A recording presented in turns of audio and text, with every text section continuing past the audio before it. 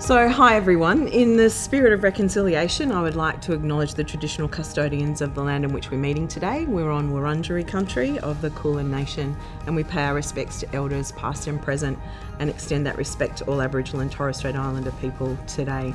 So I'm here today having a coffee catch up and a chat with Kerry Mulroyan, who's our team leader for CSSD. I'm going to ask her a few questions about what she's learned about leadership over the last little while, and she's going to tell us how she actually has been building a fantastic team in CSD. And you would have actually heard a couple of shout outs to CSSD over the last year or so for the amazing work that they have done. So good morning, Kerry. Thank you for taking the time out to come and talk to me. You're welcome. So first question, how long have you been the team leader for CSD? I've been a team leader for 5 years, Yeah. and 17 years at DHSV. Gosh, that's an awfully long time, It is a isn't long it? time, and it doesn't seem that long. So what have you learned about effective management of a team? Well, you have to listen to your staff. You've got to have empathy for everyone has a home life. They have responsibilities. So I try to accommodate them as best I can. You've got to lead by example. Yeah. That's really important. Staff need to know what their outcomes are going to be, Yeah. where they're going, what we want to achieve, so that then we can all achieve that together. Yeah. So it's that clarity of vision and clarity of purpose. What is it that Absolutely. we're trying Yep. to do? Yep. And I agree. It's that, the understanding that people need to bring their whole selves to work. And so we need to be really cognizant of the fact that people have a home life and have other accountabilities outside of work. And how do we support them to make sure that we don't make their life more stressful than it already is? Exactly. I mean, we know the last 2 years has been extraordinarily difficult for Yes. people. Yep. So in saying that, when you talk about accountability, how does that play out for your team, knowing that over the last 2 years we've been, stopped and started, and your team have been on the playing field the whole time supporting the organisation? Yep. How does the team feel about that? Do they feel supported? I think they do. With accountability, Yeah. it also comes hand in hand with the empathy that you have for your staff. Yeah. So you're showing that you care about them, about their lives, about their children, their hobbies, all of those things. So you care about them, they care about you, care about where we're going, what we want to achieve. Yeah. I think it is that deep understanding of who your people are as people. Yes. Is really important as you, as a leader, to be able to, understand what's happening in other parts of their life. So well done on that one. So the next question. Earlier this year, we set a new strategic direction. Mm-hmm. Can you talk to me about how your team are aligning their work to that new strategy? Yeah. Well, CSSD are not chair-side. Mm-hmm. We're a support service. Yeah. So we are improving our systems, improving what we're doing to support the clinics. Yeah. I am going to ask you about sterilisers. You Yeah. know that, don't you? Yeah, I know you are. I had expectation. I would be disappointed if you didn't. Because we need new sterilisers. Yes. And that was evident this morning. We okay. had one of the technicians from Gatingi who's servicing our sterilisers, and the hydraulic system is not going so well. We've got leaks and it's putting stress on the condensers. Yeah. So I'm hoping you can give me some answers soon. About new sterilisers. In saying that, obviously the role that you do is a very technical role. You understand about condensers and, service models and all those sorts of things.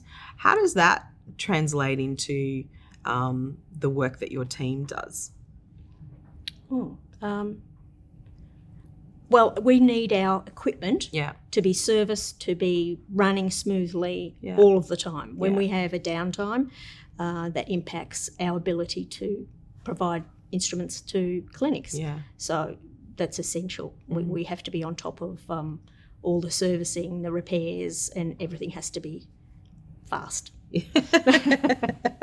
Okay. So when I put a request into facilities for repair, I always follow it up with a phone call. To I've put in a GE. Hurry up.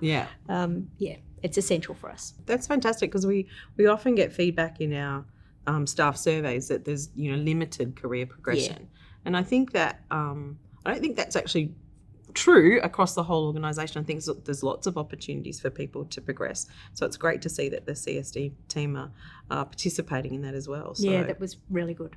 We've recently training up some of our staff into grade 4 roles, which gives them more responsibility, and HR have just approved, or management have just approved, that they will be recognised in that grade 4 role, which I'm very pleased. Everyone was very happy. Yeah.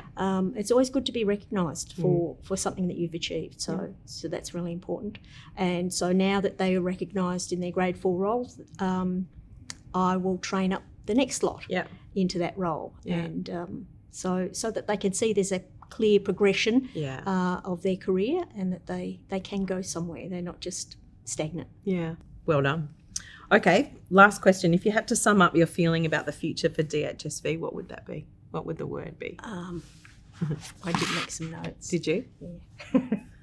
Yeah. 3 words? Yeah, 3 words. 3 words were compassion. Yeah.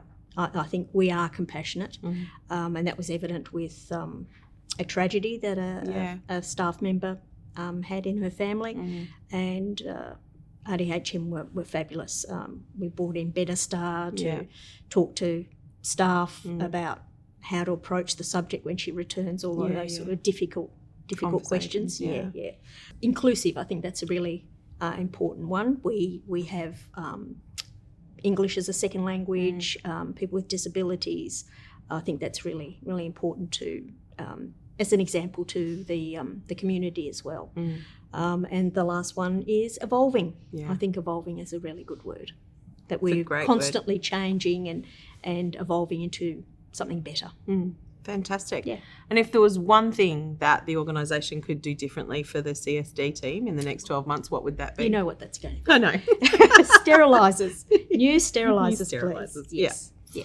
So if we can find some money for some new sterilisers, which I think is an important part of, obviously it's like the key to what you guys do on a daily basis. What would the team think about that if we went, yep, we'll get you new sterilisers. Let's. I think they would almost jump for joy because they're 20 years old. Yeah. They just can't go much longer. They are end of life. Yeah. Literally. We're hanging on by a thread soon. All right, let me see what I can do. Thank you, Kerry. Thanks for having a chat with me. It's been great to see you, and I'm really excited about what the CSD team are doing. It's, they're a fantastic group of people. Yes, they are. And your leadership has shown that they can do great things and continue to evolve. So thank you very much. Oh, thanks, Sue.